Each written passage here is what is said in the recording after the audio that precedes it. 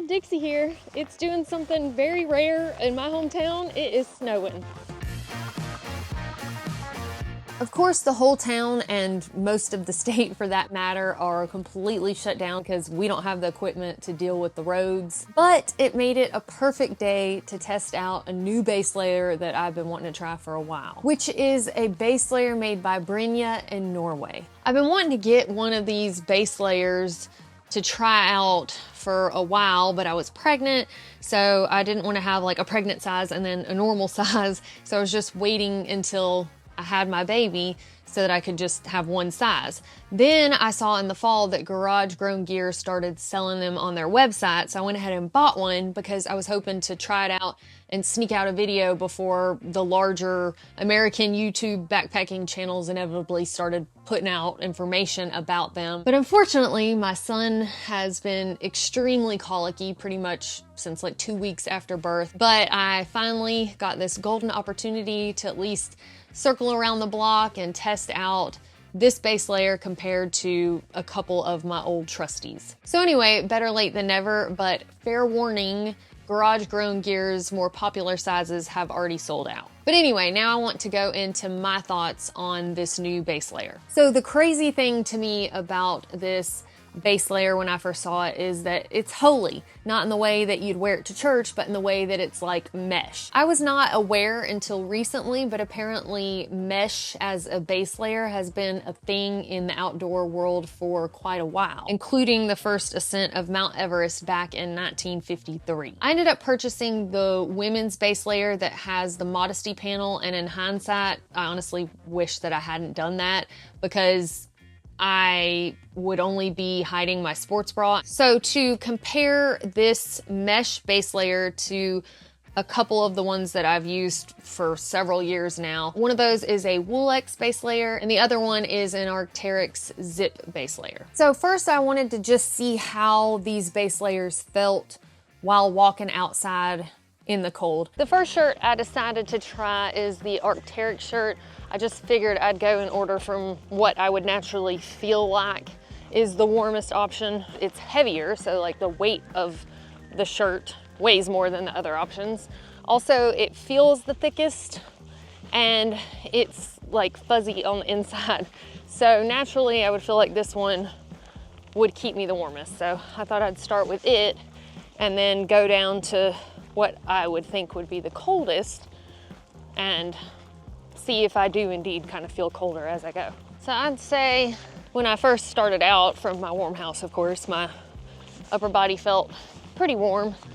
I am starting to cool off a little bit now with the Arc'teryx shirt, and I'm just getting back home now. So I'm gonna thaw out a little bit when I get in and change, and then see how I feel about the other two. All right, shirt number 2 is a Wool-X shirt that I got from Amazon several years ago. This Wool-X shirt is definitely more lightweight than the Arc'teryx, almost by half. And I was gonna say that right out of the house, I can't really tell a big difference, but I don't know. I feel like I'm already starting to get a little more chilly on my body.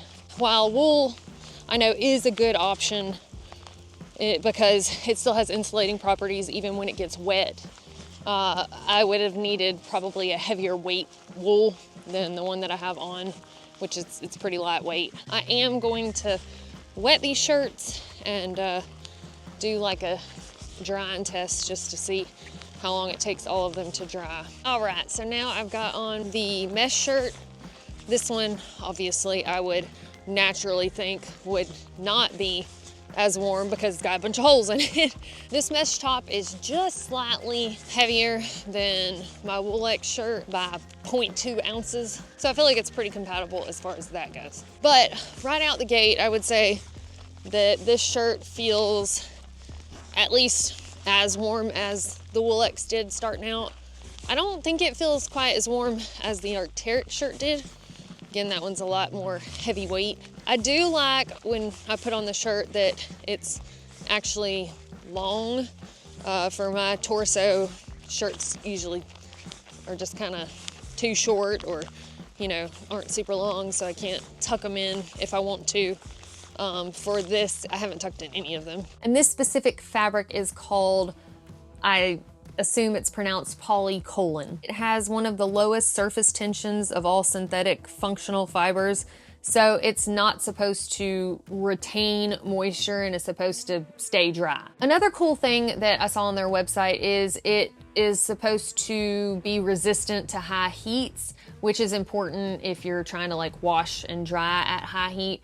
And that's pretty convenient as far as being a thru hiker goes, because with wool, which is one of the go-to base layers for thru hikers, you have to watch putting it in the dryer on high heat because it will shrink things up. And so you don't typically on a thru hike have a lot of time to like air dry things or allow things to take a long time to dry. So having something that you could wash and dry at high heat would be convenient in that way. But if you're a wool fan, Brynje does offer this in a wool option also. So I am arriving back at the house, and I would say I can't tell a huge difference between this base layer and the Wool-X base layer. Maybe it's slightly warmer, but for sure the Arc'teryx takes the cake as far as how warm my body has felt just circling the block. But you really can't determine what is the best base layer, obviously, from just what keeps you the warmest in a singular moment, you know, walking around in cold temperatures. There are other things to consider, like what happens if you get sweaty or if you get rained on. And yes, even if it's cold outside, when you're backpacking, you can definitely sweat, climbing a hill, exerting yourself, you know, before you know it, you can work up some heat and get sweaty. And then you slow down, you cool off quickly, and you can become hypothermic. So I felt like another good comparison would be how these things seem to do with being wet. To try to make sure they had equal wetness, I ran them on a quick wash cycle, didn't add any detergent or anything like that, but I wanted them to get all equally wet and then all equally spun out, or at least as close as possible. So one thing to note is how much moisture these garments will actually hold. So I had the weight before when they were dry, and then of course once they were wet. The Arc'teryx shirt held 4.5 ounces of water. The Wool-X shirt held 3.75 ounces of water, and the mesh shirt held 2.35 ounces of water. So the mesh had the least water retention, then the wool, then the Arc'teryx shirt. I also tried all three on while wet just to see the comfort level of being soaked in these different base layers. I would say if I had to be out in the freezing cold snow with one of these shirts wet, the most comfortable would be the mesh shirt. Then the next was the Arc'teryx shirt, and then the Wool-X shirt. This one's worse. Ugh.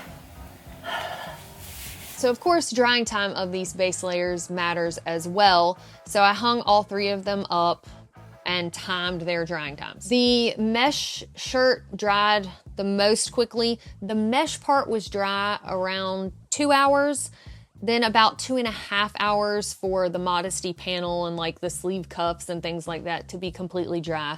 The wool shirt was dry at the 3-hour mark, and then the Arc'teryx coming in last at the 4-hour mark. But another thing to consider with the wetness and drying of these shirts is the idea behind the mesh shirt is you will have more ventilation, so you're not supposed to get super sweaty and wet, so it may not ever even reach saturation level. And something else interesting to note about fabrics in general, there was a study done back in 1990. It's in the European Journal of Applied Physiology and Occupational Physiology titled Thermoregulatory Responses to Intermittent Exercise Are Influenced by Knit Structure of Underwear. And that talks about the structure of the fabric itself being maybe more important than even what the fabric itself is, especially in regard to the fishnet structure. So moving along, we've talked about weight. So now, obviously, price is something that folks want to know about when they're picking out backpacking gear. The Arc'teryx shirt I bought years ago. I'm pretty sure I ordered it on Amazon at the time. I don't recall how much it cost, and I couldn't find where I had purchased it, but the comparable products out there right now by Arc'teryx cost about $140, and if I remember correctly, it was over $100 back then. When I bought the Woolex shirt from Amazon, I only paid $55 for it. You can't even get Woolex on Amazon right now, but on their website, they're like $130, so they got real proud of their stuff.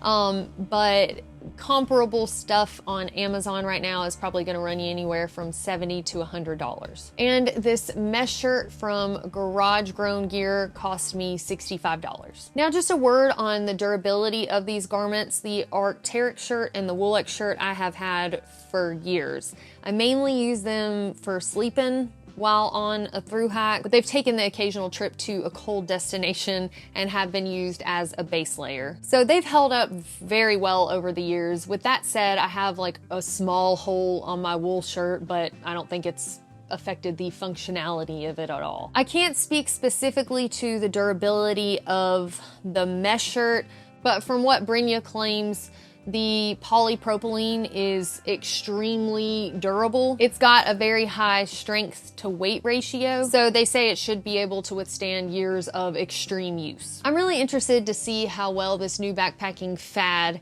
if you will, really kind of sticks, at least here in the US. As I mentioned before, while I'm on thru hikes, I generally just sleep in base layers. It's like my night-night clothes. I don't typically hike in them, and I feel like that's pretty much the same. Most thru hikers aren't using base layers to actually hike in. Now, that is obviously different at maybe the ends of the thru hike, like if you start off early in the spring and then you're finishing late in the fall and snow and rough conditions, then there might be some base layer use for actually hiking at those points.